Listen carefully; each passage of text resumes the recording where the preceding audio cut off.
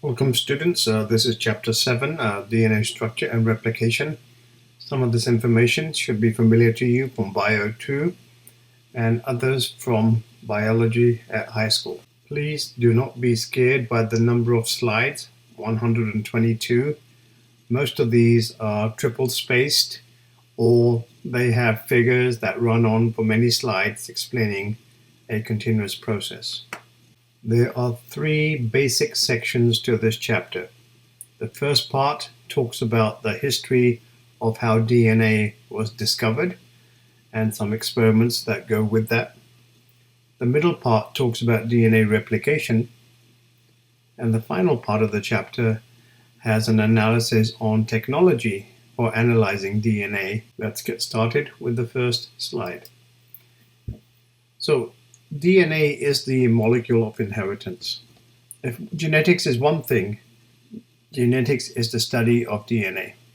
So students should be familiar with the history of DNA, the structure of DNA, and how DNA can then be manipulated. As the biology of cells progressed in the 1700s and the 1800s, with the advent of the microscope and other techniques, people knew certain facts about the molecule of inheritance before they knew that it was made from deoxyribonucleic acid.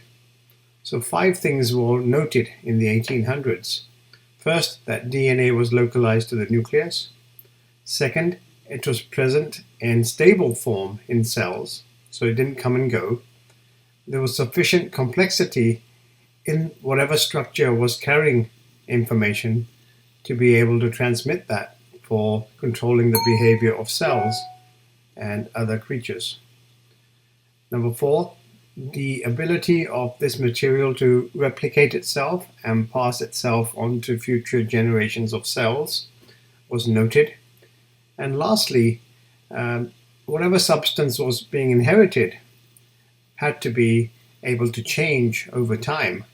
So DNA was considered, or this particular substance was considered to be mutable. The true chemical nature of DNA wasn't realized until late in the 1800s. At that time, Friedrich Miescher isolated from white blood cells a substance he therefore called nuclein.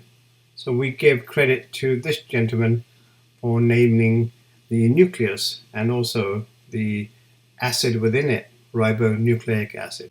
25 years or so later, Edmund Wilson first suggested in written form that DNA might be the molecule of inheritance. He observed that sperm and eggs each contributed this nuclein material towards reproduction. At the onset of the 20th century, in 1900, Mendel's work was rediscovered by 3 scientists. A few years later, 2 other scientists independently described the relationship between chromosomes moving around inside cells into gametes, i.e. meiosis, and how information in the form of genes could be inherited. By 1920, scientific papers were recording DNA as the principal component of the nuclein that was discovered earlier. The chemistry of DNA was subsequently deciphered, and it was determined through chemical analysis that DNA was actually a complex of various subunits, A's, C's, G's, and T's, held together by covalent bonds. But its physical structure was not known. Soon after, DNA joined the ranks of RNA, proteins, lipids, and carbohydrates as a possible contender to be the molecule of inheritance.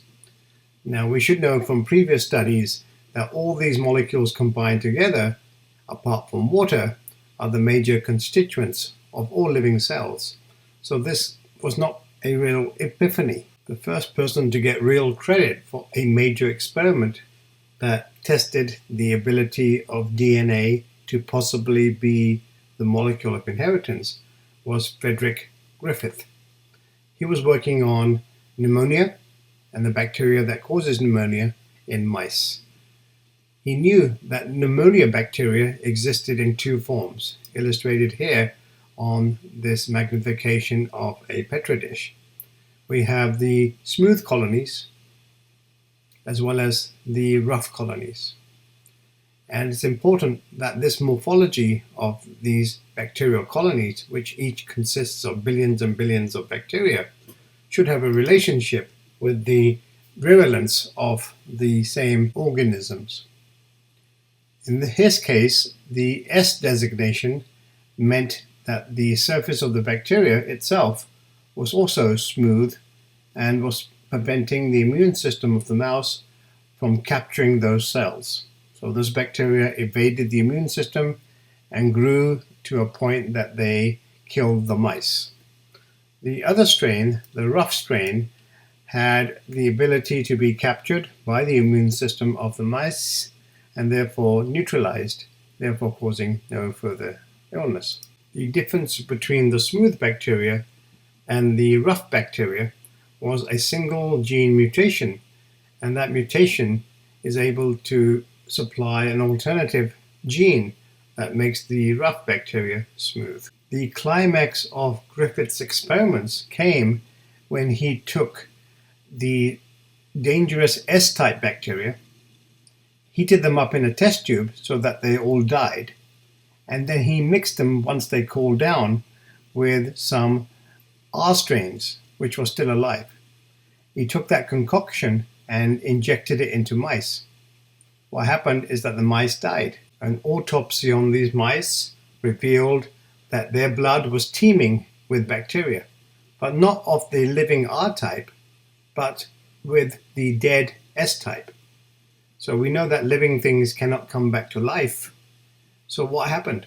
These 4 sets of experiments are legendary in genetics as important milestones in determining that DNA was the molecule of inheritance.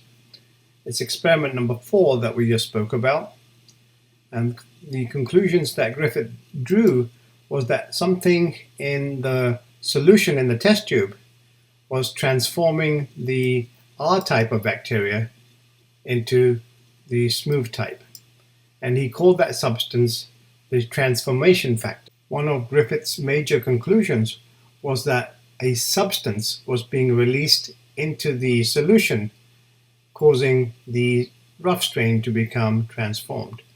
He did not identify what the substance was because he didn't have the technology at the time to deduce the exact nature of this substance. It wasn't until a little later when 3 other scientists who get credit for determining what this transformation factor was in the chemical sense. Avery, MacLeod, and McCarty are given credit for those experiments, and they are illustrated here in this figure. So what they did, they took the extract from the heat-killed still bacteria, the S-type, and then they treated it with different reagents, each reagent designed to eat away at a different component believed to be the molecule of inheritance.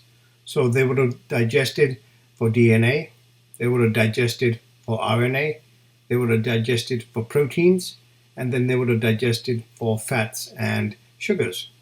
And of course they had controls to make the scientific experiments valid. And it turns out whenever they removed lipids and sugars, there was no effect in reducing transformation. When they removed proteins, transformation still occurred. When they removed RNA, again, the bacteria were transformed into killer S-type. But when they treated these extracts with DNAs, a substance designed to destroy DNA, only then were bacteria no longer transformed. So these 3 were the first to deduce that DNA was the molecule of inheritance from the chemical perspective. An additional experiment performed by Hershey and Chase in 1952 proved further that DNA was responsible for allowing bacteriophage, which are viruses of bacteria, to infect bacterial cells. In those experiments, they used radioactivity to label different chemical substances. We should know that proteins contain atoms of carbon, oxygen, hydrogen, nitrogen. Well, two of the amino acids also contain sulfur. Thus, a large protein will by chance contain sulfur containing atoms. Conversely, DNA only contains phosphorus. It doesn't contain any sulfur. DNA does contain carbon, nitrogen, oxygen, hydrogen, but it doesn't contain any sulfur. Their experiments entailed growing phage in environments that contain both radioactive sulfur and radioactive phosphorus. And these substances were then followed using photographic film to see where they moved within bacterial infections. So they're used as a tracer. Any substance that's followed in biology is called a tracer.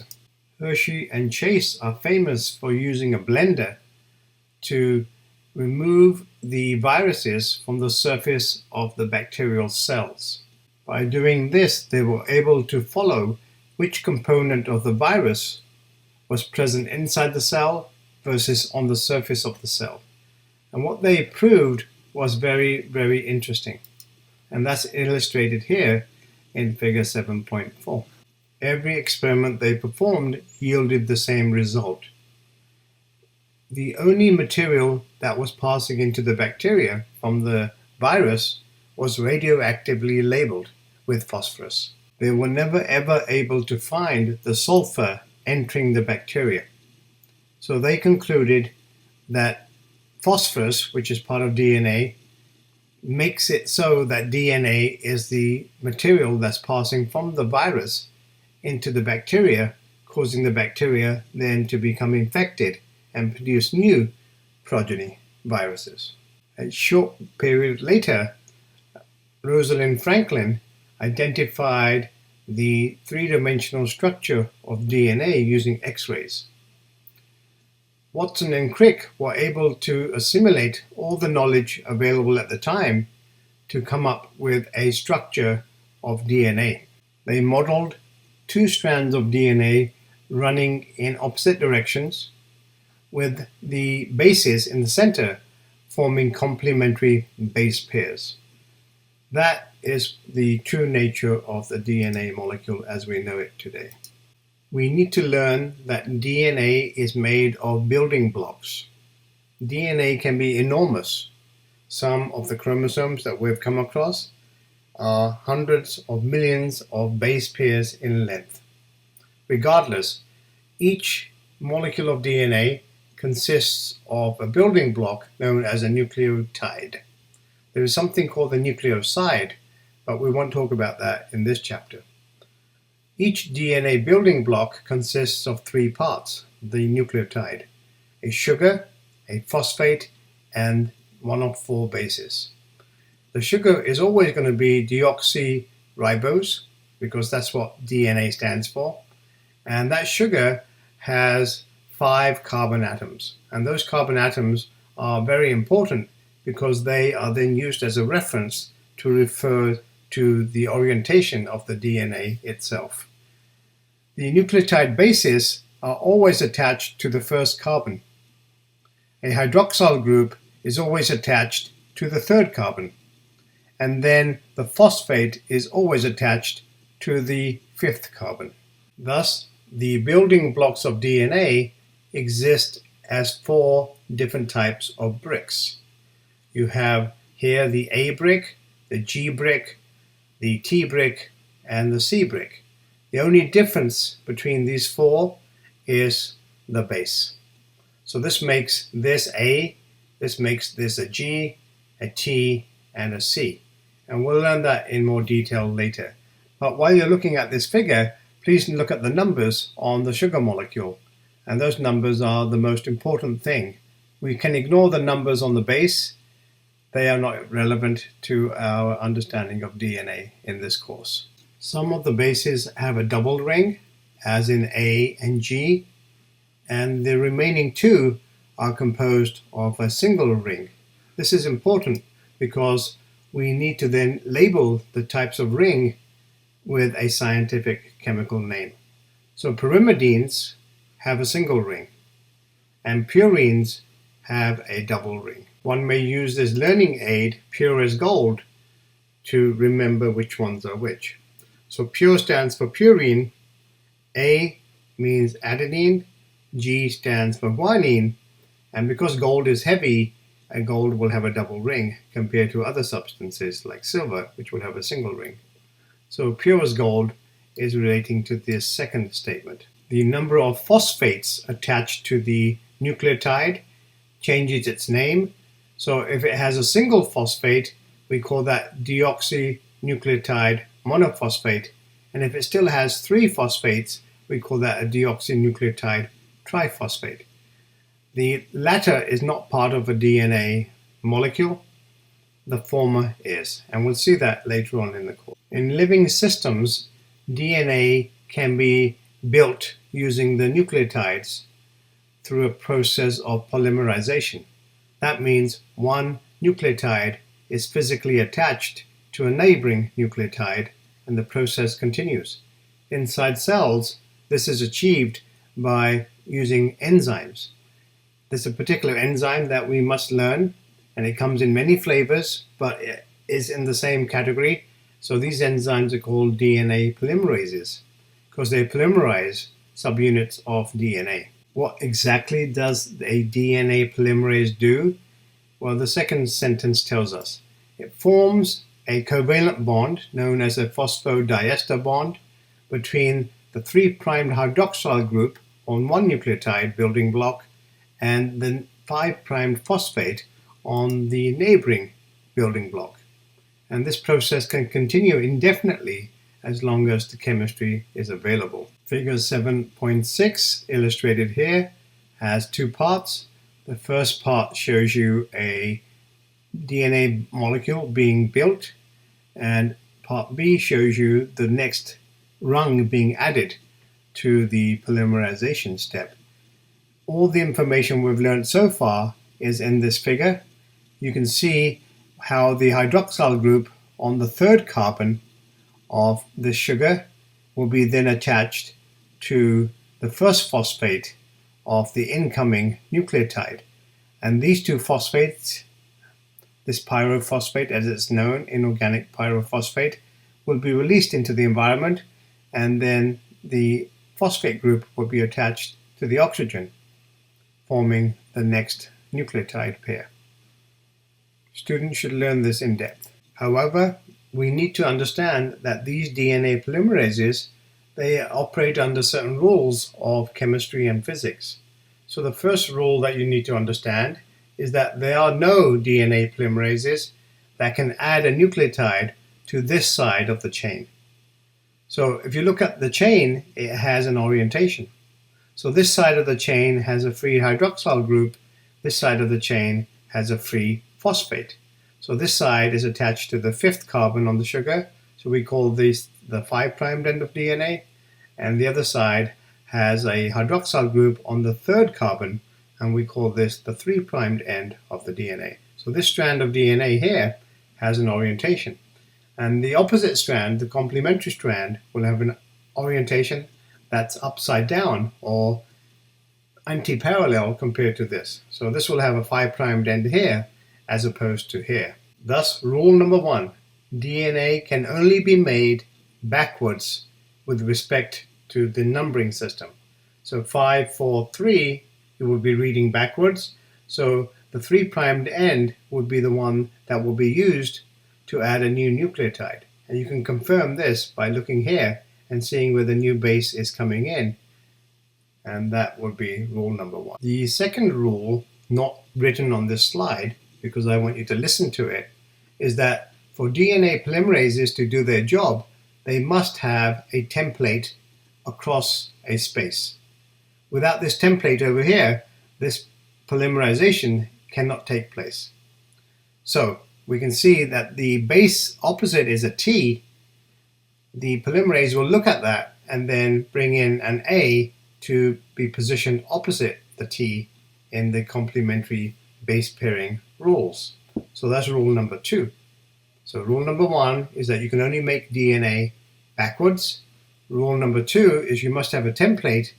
And rule number 3 is logical. You must have enough of these building blocks for the polymerase reaction to proceed.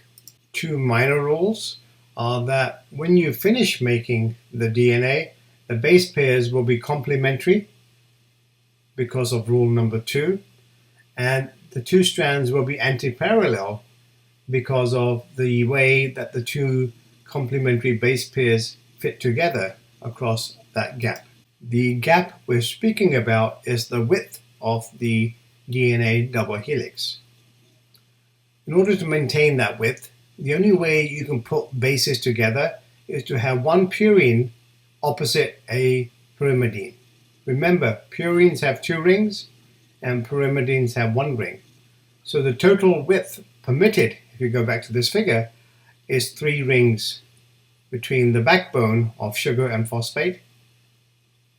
So remember this is a phosphate, this is a sugar, phosphate, sugar, phosphate, sugar. So the backbone of DNA carries no information because it's all made of repeating units of sugars and phosphates, which are all identical. And the same thing for the other strand. So the only difference are the base pairs that are formed in between. But the point we're trying to make here is that the width from this sugar to this sugar is going to be standard. Therefore, you can only squeeze in a pyrimidine and a purine. This is the pyrimidine, this is the purine, and the total number of rings is 3. Same thing here, and the same thing will happen here once this A comes in, as indicated here. So that's a rule that has to be followed each time. The other thing is, when you put an A opposite a T, the way that the atoms line up, you get 2 hydrogen bonds, as indicated here where the cursor is. When you put a C with a G, the way the atoms of the bases are orientated in space, you will get 3 hydrogen bonds. So 2 hydrogen bonds between an A and a T, and 3 hydrogen bonds between a G and a C. And this is a steady fast rule. The textbook talks about DNA double helixes existing in 3 conformations. That's not that important to us. Suffice to say that the most common form of DNA is the B form. And the B form has a gap from one side of the molecule to the other, the width of 2 nanometers.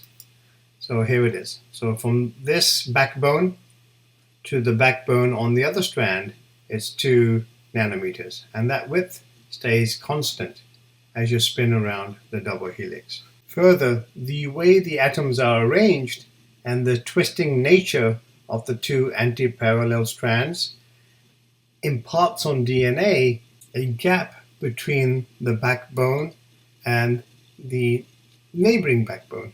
So here's the backbone, and here's a neighboring backbone, and we have this gap where we can see into the molecule, we can see the bases. Now, as you twist it around further, this backbone and this backbone are further apart, and here we can see more of the bases deep inside the molecule. So this is called the major groove, and this is called the minor groove. The grooves are important when it comes to other information molecules like proteins interacting with the DNA.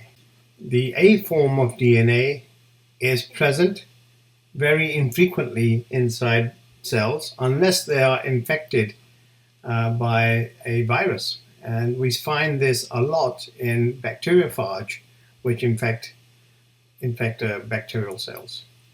The Z form of DNA has been discovered quite recently, present near transcription start sites, and that's because DNA can be bent and folded by various factors, as we'll see in a different chapter. Moving on to DNA replication. This is a very dynamic process where students need to learn a sequence of steps that are very timely. Since DNA replication evolved, we believe about 3 billion or so years ago, it hasn't really changed that much because it's a pretty successful manipulation of chemistry by biological things.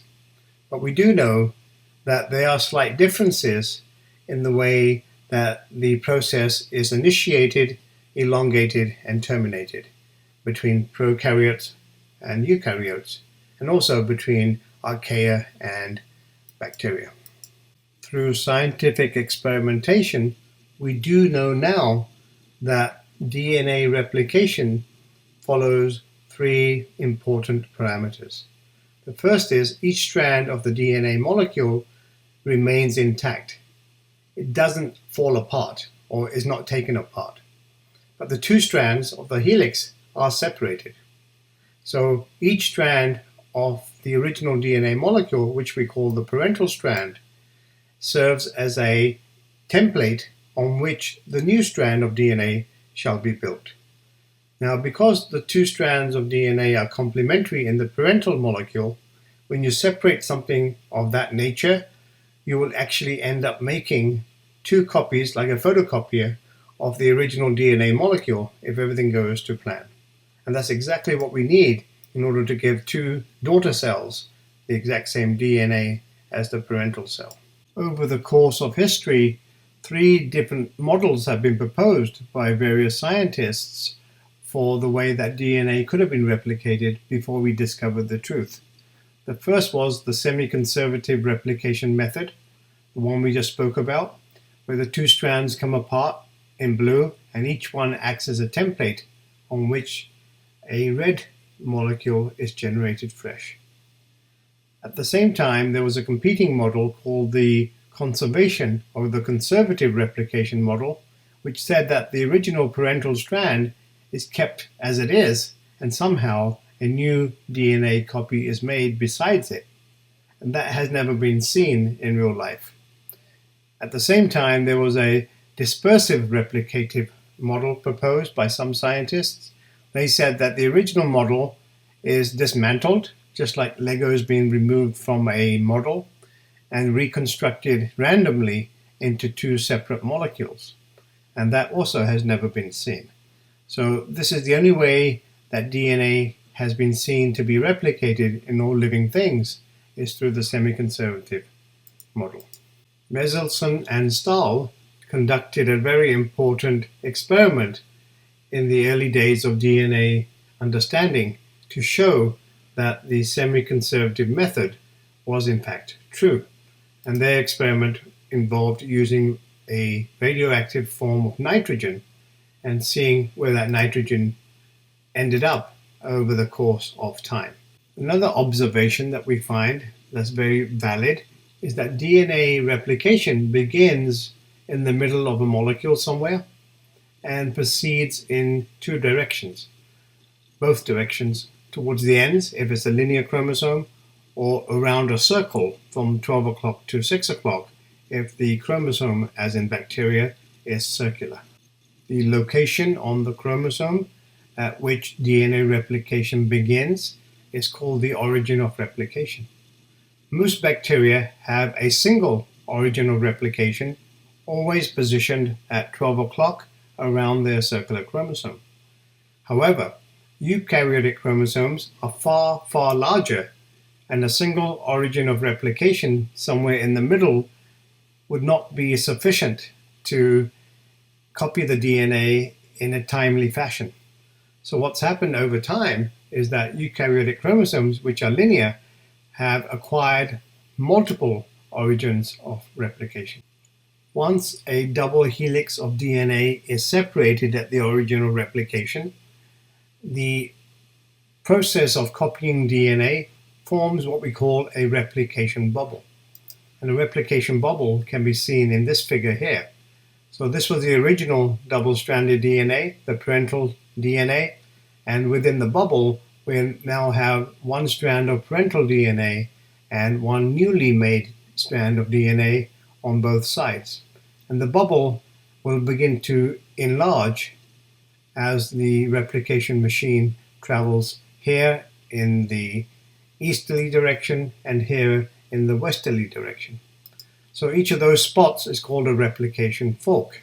So each bubble, each DNA replication bubble has two replication forks. This will be called the right fork, and this will be called the left fork. The two forks are identical, other than being upside down compared to the first. Returning to illustrate the example in bacteria, if this was 12 o'clock, the origin of replication would be here, REI, and this will be the replication bubble at time very early. And then a couple of minutes later, the bubble would have enlarged and the replication forks would be traveling here down this way and on this side, opening up this helix and traveling that way. Eventually, if everything goes to plan, the two halves of the bubble, the two replication forks, would meet down here. And at that time, you would end up like this. Two copies of the original parental DNA. And after you resolve this, that means you separate the two rings of DNA, the two molecules of DNA, i.e. the two chromosomes. You'll end up with one chromosome going one way and the other chromosome going the other way. Then the cell will divide down the middle. How do we know experimentally that this is the case? Paul's Chase labeling experiments performed in 1968 were able to demonstrate this in a graphical nature. And that is presented in this figure here. Students should take a few moments to try to decipher what's going on. This figure here is then replicated down here as a cartoon. So this was actual experimental data, and this is what's happening as a figure. Turning our attention to eukaryotes. Eukaryotes, as I mentioned earlier, have huge chromosomes, and somebody has calculated that on all the chromosomes inside a single nucleus of a human cell, when that cell wants to divide, the DNA separates at 50,000 different points, i.e. 50,000 different bubbles are formed simultaneously before DNA is replicated. Now, DNA replication speeds, rates, they do vary in different types of cells. So liver cells compared to neurons, they take different time periods. Neurons can take years to replicate themselves, and their DNA is replicated over many, many days, if not weeks, whereas a white blood cell may replicate its DNA within a few hours. One may be asking, what happens to these simultaneous bubbles as time passes? And that's illustrated in this figure here. So early on, we have separate bubbles moving and growing towards each other. And as time passes, they get closer and closer. And near the end, this bubble here will merge with this bubble. And this bubble over here in the middle will merge with this bubble on the right. And you would end up with two copies of the original chromosome using the semi-conservative DNA replication process. Most of our understanding about DNA replication originated in bacteria, specifically E. coli. So most of the notes that follow pertain to bacterial DNA replication. And any differences will be mentioned as necessary, as we just did with linear versus circular chromosomes. The process in bacteria involves the interplay of a bunch of different proteins. Some of these are enzymes, others are just proteins helping the process without catalyzing any chemical reactions. If you follow this figure according to the numbering system, you'll get a sequential idea of how things pan out over time as the replication fork grows towards the right-hand side. So we have an enzyme here, topoisomerase. Its job is to relieve any tension that builds up in the DNA as a result of the helicase separating the two strands of DNA. So this is a very, very physical solution to separation of a twisted entity. Once the two strands are separated, in order to prevent them from coming back together again, these pink proteins are loaded onto both strands of DNA, and the pink proteins are called single-strand binding proteins. Then a RNA primer comes along and generates a tiny amount of RNA template. And then that template is used to extend the DNA in two different directions. And this is where the learning has to take place, and we'll do this over the subsequent set of slides. But from this point, if you already understand what's happening, you should be able to make your way all the way down to step 7 and be able to relay that to another individual. Let's return to the beginning of the process where the bubble first begins to form. Bubbles cannot form, replication bubbles. They cannot form randomly along the DNA. That is not permitted. So the same spot is chosen each time. And in the case of bacteria, as we mentioned earlier, they normally have one origin of replication. So that replication origin, which is the generic term, has a particular sequence. It's normally rich in A and T. Now that may ring a bell with you because earlier in this video we mentioned that A and T base pairs only have 2 hydrogen bonds. So a region of the chromosome that's rich in A and T will require less energy to separate. So this is, again, a very physical outcome based on the chemistry and the thermodynamics. So that region is 245 base pairs in the case of E. coli. And it has a name because the original scientist named it as REC. REC. Now, when we dissect this 245 base pairs of DNA, we find that it exists in a conformation that looks like this. So the origin of replication has 3 very important slots on one side, which are 13 base pairs long. Therefore, they're called 13 mers. And they're more or less identical. And then they are followed by 4 9 mers. So slightly smaller sequences, but there's extra ones of those. This pattern is preserved across many strains of bacteria, even though there may be slight differences between one strain and another. So this red slide here indicates something that's new and it's important to learn, and that you will definitely be tested on this at some time. The other domain of prokaryotes, archaea, they have slightly different organizations. Yes, they do have origins of replication, but they can vary from 1 to as many as 4 along their circular chromosomes. And in addition to that, they also have a different organization. They have these origin recognition bases. That's what they're called because of the scientists that first discovered them. And they break down again into 2 types. The long origin recognition bases, which are about 25 to 30 nucleotides long on average, versus the mini origin recognition bases, which are in the order of 12 to 13 base pairs in length. The best studied eukaryote with respect to DNA replication is the yeast, the brewer's yeast, Saccharomyces cerevisiae.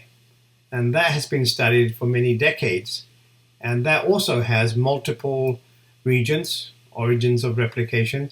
And in that case, they're called something completely different, autonomously replicating sequences. Figure 7.16 illustrates a yeast autonomously replicating sequence region. Now that we know the structure of the DNA molecule at the origin of replication, let's now proceed to looking at the sequence of events which take place once a cell decides it's going to copy its DNA. So returning to E. coli, because we know the most about that bacterial system, we've discovered that proteins, particularly enzymes, are very important in initiating the replication bubble. 3 very important proteins, which are handedly labeled A, B, and C, DNA A, DNA B, and DNA C. These proteins bind to the previously defined consensus sequences, the 13 mers and the 9 mers. And that's illustrated in this figure here. So the DNA A protein, it binds to the right-hand side at the 9 mers. What it does, it pulls them together into a cylindrical structure like this, thereby causing a change in the configuration of the origin at the 13 mer repeats.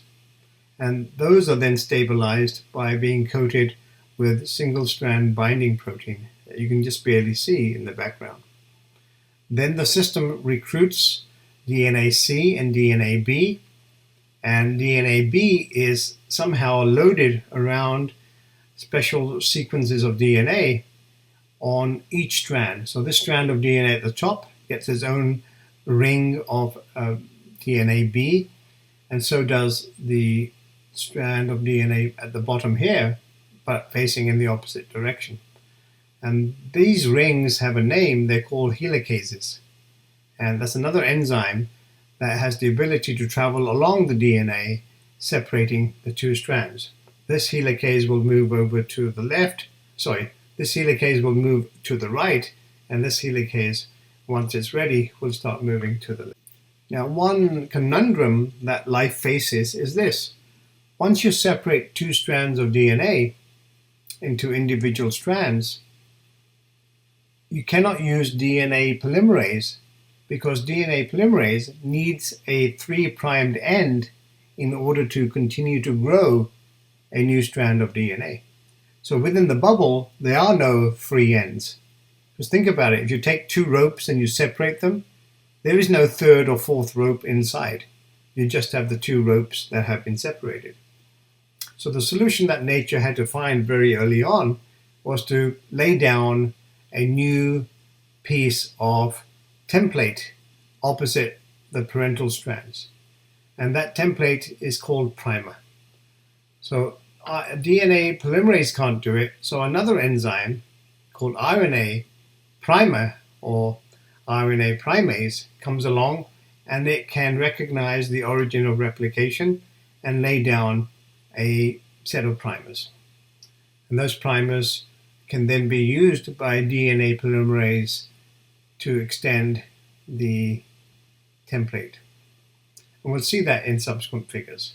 That's the most important learning aspect of DNA. Once the primer has been laid down, very quickly, another enzyme, the right one, this one here, DNA polymerase 3, comes along, and it recognizes the 3' end of the primer, removes the primase, and takes over and starts building the new strands of DNA.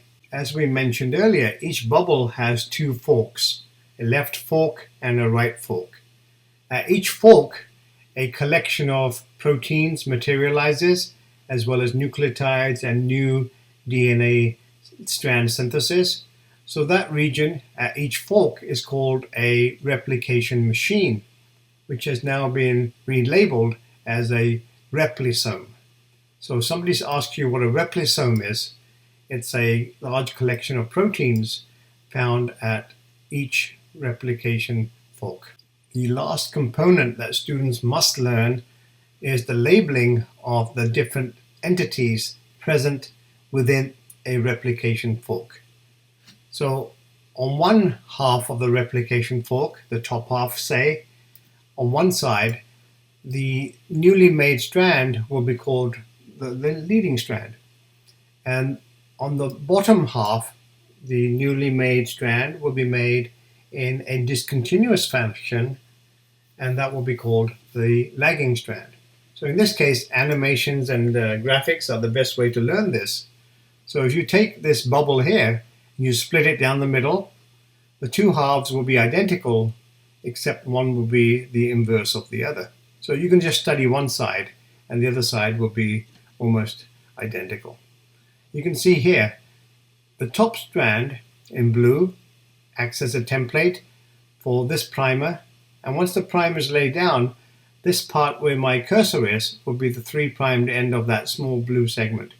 And that blue segment is RNA that was laid down by primase. And then once DNA polymerase 3 comes along, it takes over and says thank you, and it starts growing in a continuous direction. And as this bubble begins to separate here, because of the action of the helicase, the new strand of DNA, the daughter strand, will continue to just follow that for as long as it needs to, without stopping. The bottom strand, here, the template, that is is orientated in the opposite direction, and it cannot be made forwards like this one, therefore it has to be made backwards. And each one of these fragments has to be then made independently for a short distance until the next segment of the fork opens up, and then a new primer will be laid down here. So this is called the lagging strand, and this is called the leading strand. You should note that as you grow this brown strand of new DNA, it will eventually come across the preceding RNA strand here in blue. And you can't have RNA left over in DNA. You can have it temporarily like this, but eventually it has to be removed. Unfortunately, DNA polymerase 3 is not very good at removing stuff in front of it. It simply can't handle it. So when it gets to this point, the enzyme falls off the replication machine, and then it's replaced by another enzyme called DNA polymerase 1. And DNA polymerase 1 is pretty handy. It can remove stuff in front as well as make stuff behind.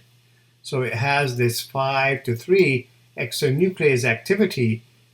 That means in the front it can remove stuff, and it still possesses the normal 5:3 polymerase activity behind. So the question is, why doesn't this enzyme do everything? The answer is it doesn't like to stick around too much. It's very unreliable. So if you relied on that enzyme there to copy DNA, it would start and stop and fall off and delay everything. DNA polymerase 3 is a long distance traveler and a reliable one at that, whereas DNA polymerase 1 is a short distance performer.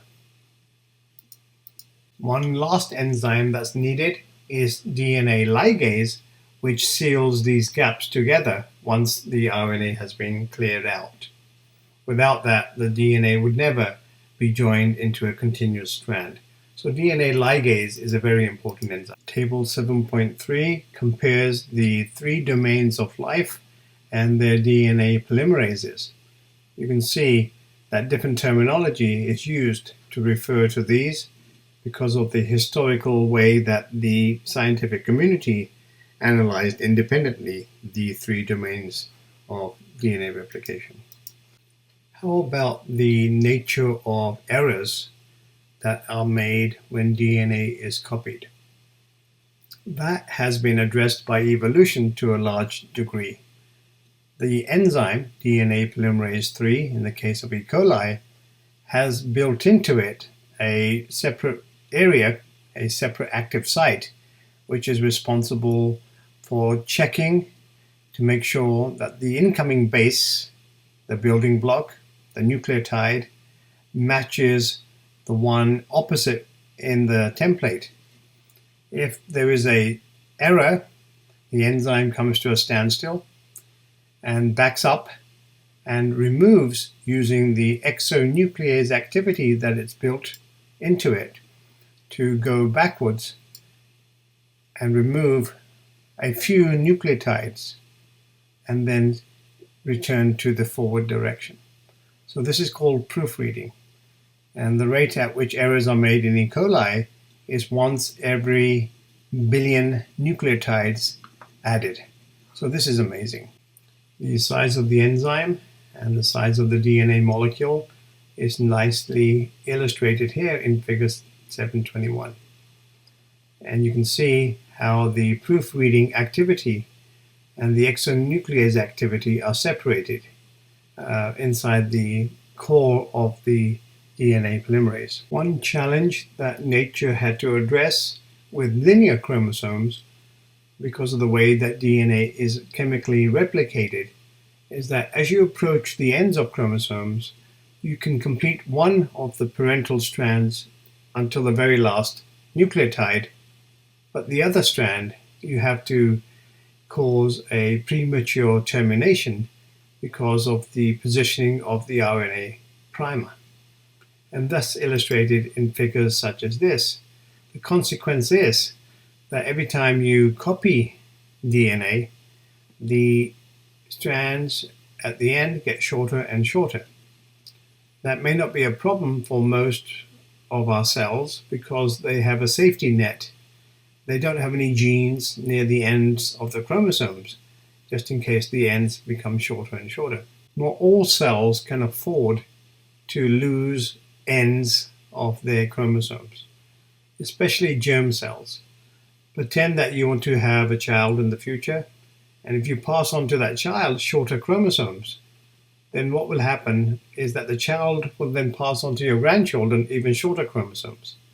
And within a number of generations, the ends of the chromosomes will be so short that they will start losing genetic information. So nature has divided the body space into two compartments.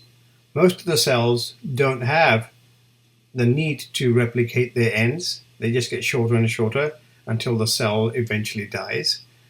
But germ cells, the ones that lead to the production of eggs and sperm, they have evolved a special gene that makes a special set of proteins called telomerase. So telomerase is a ribonucleoprotein. That means it contains RNA as well as protein.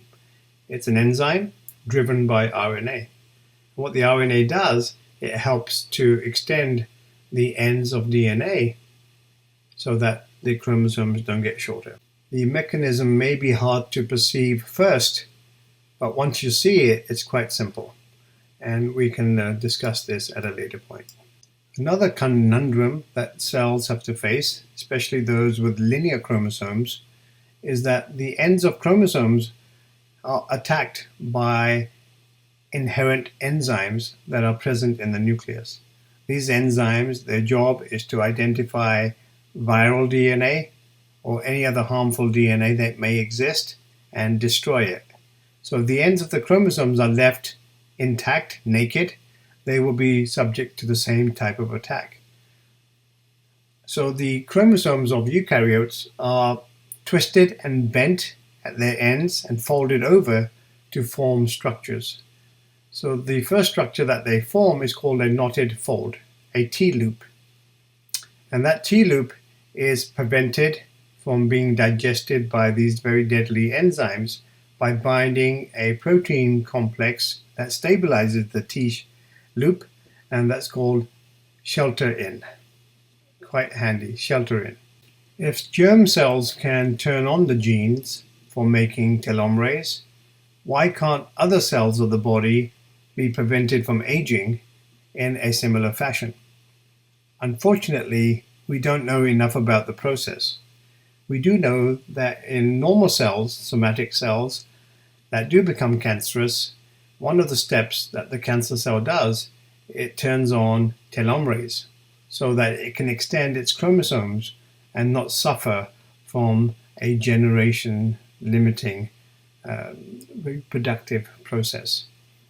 So if cancer cells do it, why can't we do it in normal cells? Because we may turn our normal cells into cancer cells. Okay, moving on to the final part of the chapter to do with technology. The first process that the authors have decided to interrogate is called PCR, polymerase chain reaction. It's a method invented by humans to amplify DNA. So amplify means you take a small amount of DNA and then you make large quantities of it.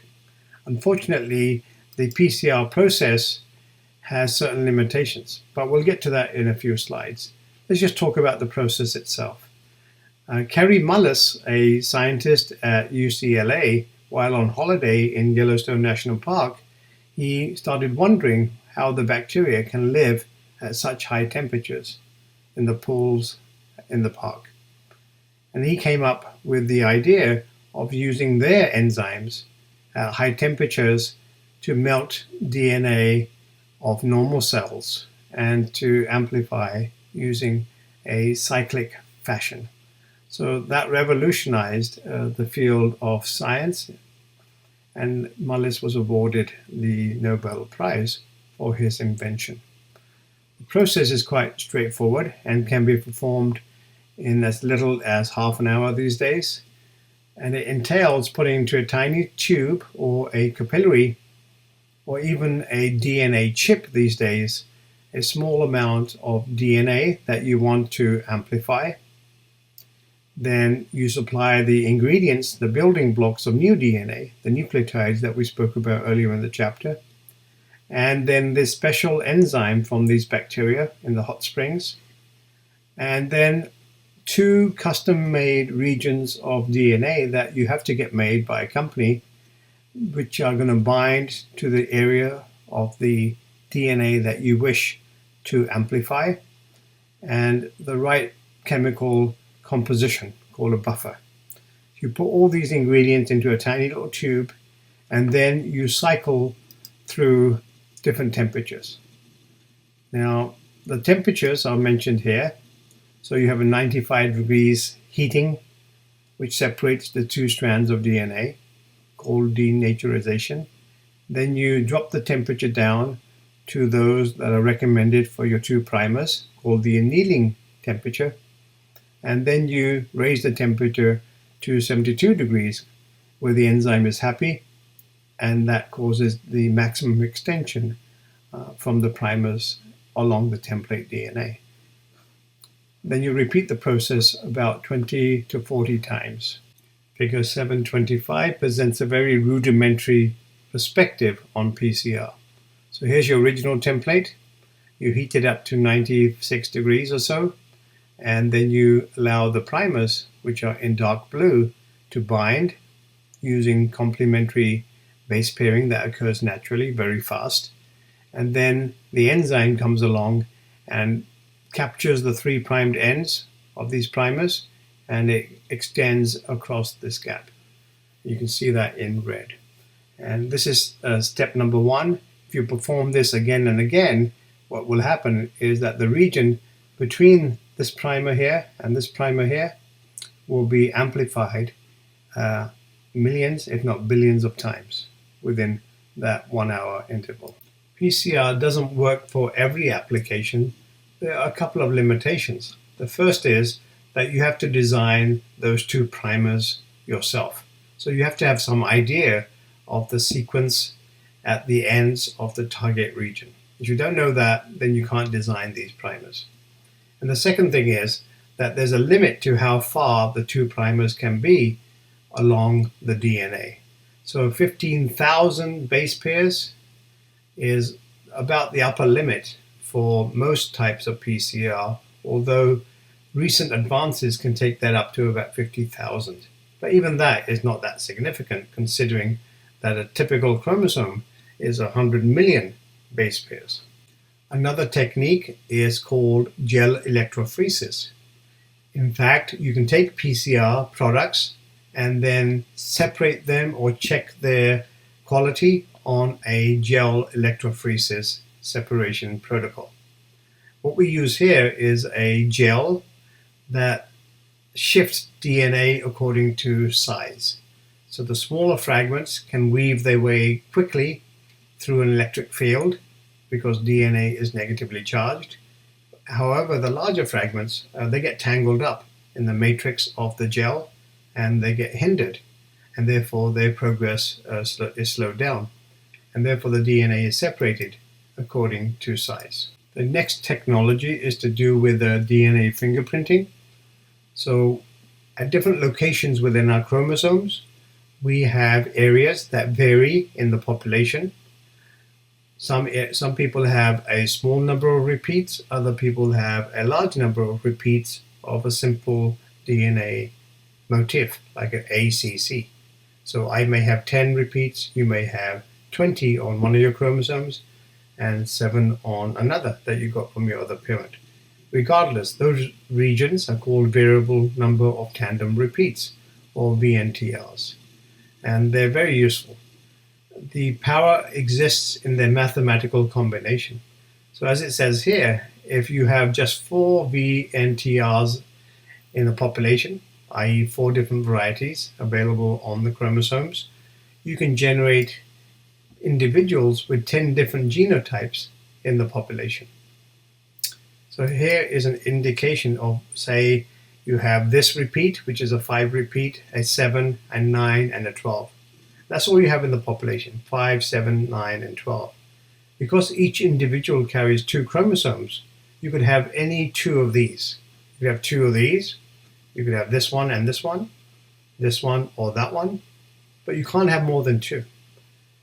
So what are all the permutations and all the possibilities? Well, you can have 2 of 1, you can have 1 of 1 and 1 of 2, etc., etc. So therefore, with 4 variables, with 4 different VNTR alleles, you can have 10 different combinations or 10 different genotypes, and they're indicated here. Why is that useful? Because then you can run gels from families and figure out if these children came from these parents, because the children must inherit these under 99.99% of the time from their parents. Sometimes there's a mutation in the sperm or the egg of the parent, and that can cause a adverse result, but those are very rare. So you can see here, both parents, the mother and the father, they have these particular combinations. So the children have to have any combination, but they have to be present in the parents. So this one was given to this child from the father. If the father gave this one, then this one must have come from the mother. Likewise, pick child number 4. This band must have come from the mother. Therefore, the second band must come from the father.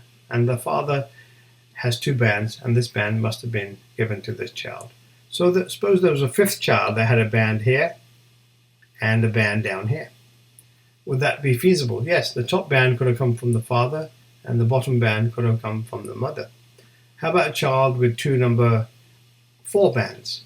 2 bands in the same spot.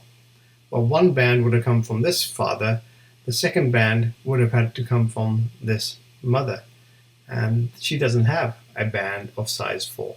Therefore, we would get suspicious about the mother of that child. The next technology is DNA sequencing, how to decipher the order of the bases along a piece of DNA. This was initially invented in the 1970s by a couple of scientists. Unfortunately, 2 of them don't get much credit because their techniques were cumbersome, but one of them, Sanger, he gets most of the credit because his technique has now evolved into more modern sequencing technologies. And his methodology was called Sanger dideoxy sequencing.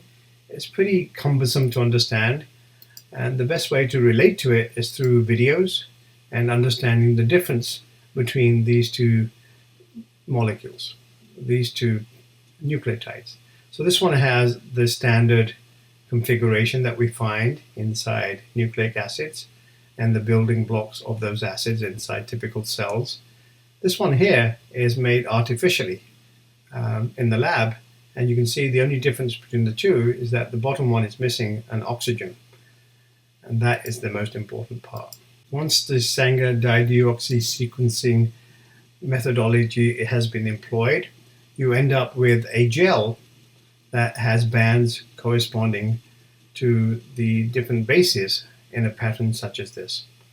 So the computer or the human eye simply reads this from one side to the other. So reading it from the bottom, you have AA, T, G, C, G, C, T, G, C, A, T, etc. And that corresponds to the order of the bases on the original DNA. In the 1980s and 1990s, technology improved and the Sanger method became automated. Not only that, it became scaled down so that instead of doing these experiments in decent sized tubes in the lab, you could now perform the same experiments inside thin glass tubes called capillary tubes, which cost far less and were automated to use laser technology rather than radioactive isotopes for these experiments. Since then, at a faster and faster pace, new generations of DNA sequencing technologies have emerged, which are either piggybacked on Sanger dideoxy or completely new based on DNA chips and other more modern ways of doing things. So quite Recently, a company in the UK invented a microchip that fits on the end of a cell phone, and that can sequence huge amounts of DNA within a very short period of time. Thank you so much.